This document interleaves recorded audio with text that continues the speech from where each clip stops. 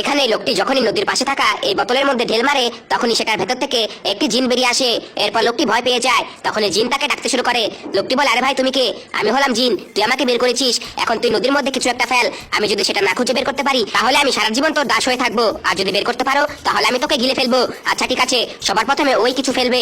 আচ্ছা আমি তো এই সুইটাই ফেলবো, আর এটা তুমি বেরই করতে পারবে না। তাই বলে লোকটি সুইটিকে ফেলে দেয়। এরপর জিন খুঁজতে শুরু করে। এরপর বলেই তো আমি সুই পেয়ে গেছি। তাই বলে সে লোকটিকে ছোট বানিয়ে তার মুখের ভেতর গিলে ফেলে। এরপর বলে, এখন কে আসবি? লোকটি বলে, এখনো কিছু ফেলবে? এরপর লোকটি বলে, আমি তো আমার মোবাইলের সিমটিকে ফেলবো। তারপর সে সিমটিকে ফেলে দেয়। এরপর জিন এটিকে খুঁজতে শুরু করে। এরপর এটিকেও খুঁজে বের করে ফেলে। এরপর একইভাবে লোকটিকে ছোট বানিয়ে জিন গিলে ফেলে। এরপর বলে, এখন তোর পালা। লোকটি বলে, আর আমি কি ফেলবো? এই তো একটা আইডিয়া পেয়েছি, আমি তো এই ওয়াটার ট্যাবলেট গুলোকে ফেলবো, আর এটা তো পানির নিচে গিয়ে গলেই যাবে। এরপর সে জিনকে বলে, আরে ভাই আপনি এই চেনটা কোথায় পেয়েছেন? আরে যা, আমার সময় নষ্ট করবি না। তাই বলে জিন খুঁজতে শুরু করে, কিন্তু সে কোনো কিছুই পায় না। এরপর লোকটি বলে, তুই তো কিছু খুঁজে পেলি না, এখন শর্ত মতে তুই আমার গোলাম, আমার পাউটেপ।